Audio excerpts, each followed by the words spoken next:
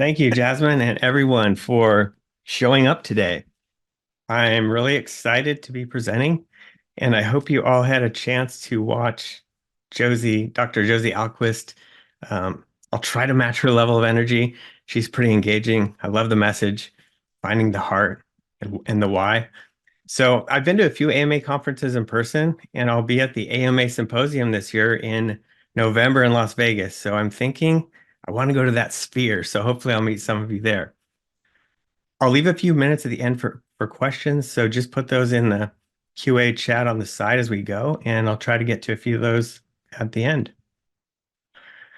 So I am a digital strategist for higher education at SearchStax, but before coming over to the solution provider side, I spent 20 years in higher education technology leadership at two large public institutions. Most recently, I was the director of web services in the central IT department. I managed a team of developers and designers where we managed the content management system, the learning management system, the campus portal, the mobile app, and all the legacy applications and the training to go along with it. And before that, I was the webmaster in the marketing department. So I've been on both sides. And that was when that was the jack of all trades back in the day where kind of had to do a little bit of everything. But working with IT from the marketing department was the challenge. And for the past 4 years, I've been building a higher education curated technology search engine called EdTech Connect. And I've talked to hundreds of university staff, faculty, and administrators over just the last few years about their digital challenges and the solutions they're implementing.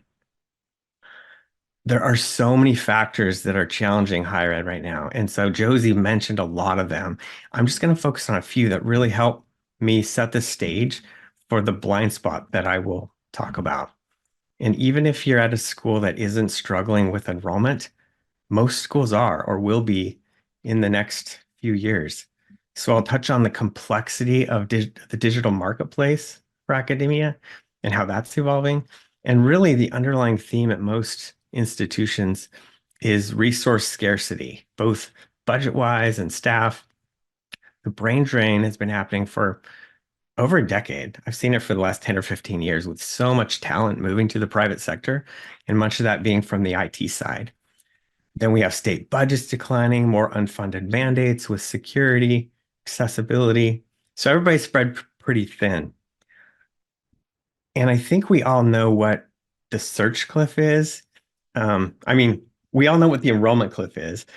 There are less students going to college, and it's going to hit us hard starting in 2025. And it's largely because there are just less college-age people out there. But there are also other factors like increased costs and private competition that we have to be aware of. The search cliff is what's happening now. So it starts with the College Board Student Search Service, which is a primary lead source for student recruitment at hundreds of colleges. And last fall, the College Board had to remove PSAT and SAT test takers from their student search service due to state privacy laws as the tests went digital. So the impact of this is huge. These figures are based on the anonymized results of more than 200 colleges. The average expected revenue loss is almost $9 million, with 50% of schools having over a $10 million shortfall, which works out to over 800,000 less student names available by 2027. So it's projected to hit some states more severely than others, like Tennessee, Nevada, and California, but at a minimum, 15% across the board. So as we're challenged to thrive with this smaller pool of prospective students, technology is really at the center of our future. And we mostly agree on that. It's just how do we do that? And it used to be fairly simple. There were a handful of critical systems. There was content management systems that were spun up in the early 2000s. Learning management systems have been around for a while. Student information systems, I've called these out because they've been at the core, but yeah, there were more. There's maybe a data warehouse, portals, email systems, but the point is it was a manageable set of tools, and central IT ran the show. But things are changing. The job of a CIO has changed drastically over the past decade plus. The digital ecosystem of academia has become much more complex. I like to use this visual display of higher ed technology because it was created from the collective contributions of more than 500 colleges over just the past 3 years. And it's just a list of about 90 different categories of software and solutions that are available to higher ed. There's probably an upward of 5,000 companies that sell solutions to higher ed. And the point I want to make here is that higher ed probably has the most complex digital environment of any industry. I've worked with in other sectors. I've worked closely with government entities and the private sector. And it's because in higher ed, we're trying to satisfy so many audiences. We have prospective students, current students, parents, even internal audiences like faculty and staff, donors, alumni, community members. Even if you ask your stakeholders on campus who your main website is geared towards, who is your target, you often won't get really a consensus because there's just so many audiences that are important to different groups. So although marketers can't and shouldn't worry about all these categories of solutions, many of them are the responsibility of marketers. So if I drill down just to the left here, the marketing, communications, and digital experience category, there are dozens, if not hundreds of solutions that you may be using, implementing, or considering right now. But all this content is yours and it needs to be found. The central IT team will often take the lead on things like the portal and assistive technology, but marketing and IT need to partner more closely than ever before because we can't keep up alone. We can't be the sole leader anymore on either side. It used to kind of be like you might get notified by the central IT team that there's a new system that was procured that you have to get trained on. And really, marketing needs to drive those conversations more. And one example I just recently ran into was I was talking to a CIO who needs a new content management system. I said, "How's that going? What are you going to select?" She's like, "Oh, that's on hold. Our CMO is in transition. She left and we're getting a new one. So we got to put that on hold." And that would have been unheard of 15 years ago for the CIO to wait for the marketing director or the marketing VP. And I've seen multiple cases of that where really it's marketing is becoming the leader, which is exciting, I think. So I want to tell you a story about how I found the blind spot in our content strategy at my last institution. It was 2019. I was leading a complete website overhaul. We first called it a burn and build because I came back from a conference where a smaller school had done this. They just built their site from scratch, no copy paste. They had so many problems with the old site. And I half jokingly went to my CIO and said, "Hey, I saw this presentation. We should do this," because we were struggling with some content quality issues. And we ended up doing it. It was just the right time. And part of the reason I think that we decided yes is because shortly before that, our CIO got a call from the president's office saying, "Why do we have conflicting information on our GE requirements?" I spent a day tracking down why we had multiple pages of general education requirements on our site. Someone was searching for general education and had conflicting information and reported that to our president. So that kind of was probably helped us like take this project on. But we had so much stale and redundant content, accessibility issues, and really it was a consequence of having too many content publishers. Pretty common in higher ed to have a very decentralized environment, but we had over 800 people that were managing content. We had to do something. So I called it the Wild Wild West with all the different designs that the academic colleges and departments were using. So as part of the project, we committed to establish digital governance that included student participation. The project took almost a year and a half, and more than 50 people across campus participated. Uh, we hired a creative agency. We had two vice presidents as sponsors. And I would call it successful in that we reduced our page count by over 80%. We deleted a lot of content. Uh, we also, as part of the consolidation, we brought our content publishers down to 150. Our goal was 50, but we got it down to 150. And as part for the governance, we did establish a better training program, certification program to make sure less bad content would get published. But it was the launch of this new site that really opened our eyes to the blind spot. which was search. Even with a much smaller digital footprint, it was really evident that search was critical to our audiences.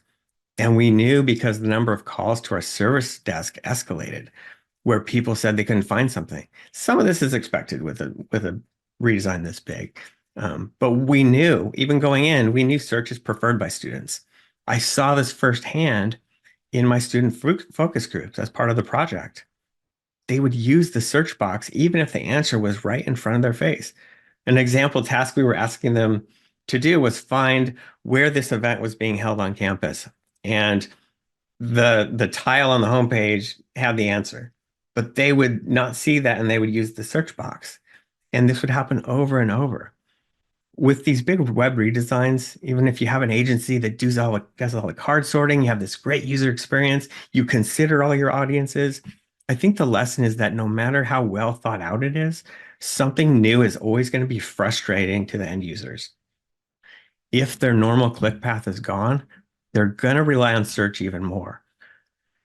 Web redesigns are great times to enhance your search because the data you can glean before and after can be used to justify your user experience decisions or fix what you may have overlooked. So what happens when so much content disappears overnight is your search still thinks the content's there. But all those links are broken because the content isn't there anymore. And there's just this caching issue. So we knew this was going to happen. So we submitted to Google right away a priority request to recrawl our site. And we didn't know how long it was going to take. We thought, oh, a day or two. So we had a clever fix. We thought, let's create a fancy 404 page. You know, that page you get when there's no results. So we were like, yeah, we'll put our 30 most popular resources on there. We'll put a search box on there, which I think is kind of funny. Isn't that send them into an endless loop? But it's really for the bookmarked pages. But I think it's a good idea is to have a custom 404 page no matter what. But it shouldn't be the only thing, is what we learned. It just wasn't enough. What I like to say is that great search converts. The bottom line is you need control of your own search experience. It's really low-hanging fruit. This 43% of visitors that rely on search, that's based on all visitors. So if you just looked at students, I'm pretty sure the number would be over 50%, if not higher. And search visitors are valuable because they know what they're looking for. And the university that determined that site search visitors are 5 times more valuable calculated this ROI by only upgrading their search and then tracking requests for welcome packets, orientation signups, and applications for admission. So what does good data look like? You need insights into things like total searches, pretty basic. What searches are performing? What's the click-through rate? In this example, we're showing a 53% click-through rate, which is really good. The monthly trend is rising. The purple line on the left is the average click position for those rankings. What are people clicking on? So it's great to see what the top searches are, but no results searches are really powerful too. Um, One school that I'm aware of saw dental hygiene being searched, and there was no results for that. And so there was being searched so much, they decided to look into offering that program and evaluated that. Um, and you can even set up synonyms. Higher ed is really prime for this too, because degrees and majors are a really great use case in that if you don't have the exact degree a student's looking for, like let's say chemical engineering, you want to show the closest program matches you have, like biological engineering and all the other similar engineering programs. So a good search will inherently do that, but a great search will allow you to tune those results exactly how you want. Being able to see your audience's search trends over time is critical. It's where you can start to see your offerings and processes reflected in these monthly trend lines. You know, our cyclical nature in higher ed can really, we know what's going to happen in March with the FAFSA requests, when the application deadlines are, when people will be searching for spring break. So it really maps to these monthly trend lines to see if there are any anomalies in that. So I love this quote here. Finding information about majors and programs was the number one reason prospective students visit a college website. Sure, right? That's our core asset. It seems pretty obvious. But this is why students visit college websites.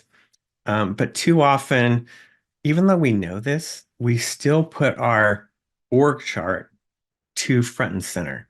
I might not know that a kinesiology major is in the College of Health and Human Services, or that psychology is in the College of Social Sciences and Disciplinary Studies. Search is where that information is sought after. So here's a search result page for the term communications from an anonymous university website. And it's real, it's a real search result page. I just anonymized it. I'm a student looking for a communications degree. So we might understand the difference fairly quickly looking at these results and click on the third or the fifth result, obviously. But students may not, so it's not so easy. And when we treat all content as equal in the way it's displayed, we're making our audiences do more work. And it causes anxiety and frustration at the least. And rarely will they complain. They'll just leave. They just think they don't, have what they need. They're not going to complain about your search engine. Unless they're like an internal person. The internal people will complain up to the IT people that things are being found. But um, that's just how it's happening out there. Since we usually don't know what our audience's intent is, let's provide clear choices. You can see these tabs on the top. Those are different content sources. And we can even surpass our students' expectations if we really think through our search results pages. For example, if you're researching a specialized degree like law or nursing, seeing an extensive list of credentialed faculty alongside the list of programs for that major could really be useful to that student and build confidence and credibility in your program and in their decision-making process. The data should drive the user experience. All your content is not created equal. In this example, I searched for computers. The programs are labeled pretty clearly in that blue tag with that little program tag. But I also have contextual filters on the left with area of study, program type. Another filter that is often used now is the format of the class. More and more students want to find out which programs are remote, which are hybrid, which are in person. This seems really basic when you're dealing with big retail online sites, but it's kind of rare in higher ed. But I think it's really needed. So to conclude, I want to leave you with three things, if you remember anything, is number one, marketing, you not only do you have a seat at the table, but this is your time. So many of these tools are built for you, and content is your asset, and people need to find it. Two is search can be your superpower. Although it can be your blind spot, it can be your superpower. And lastly, the insights you can gain from search data are valuable and actionable. And I'm going to go ahead and close and just invite you to set up a meeting with me to talk about your site search or whatever digital challenges you have at your school. We'll send you this presentation with these links as well.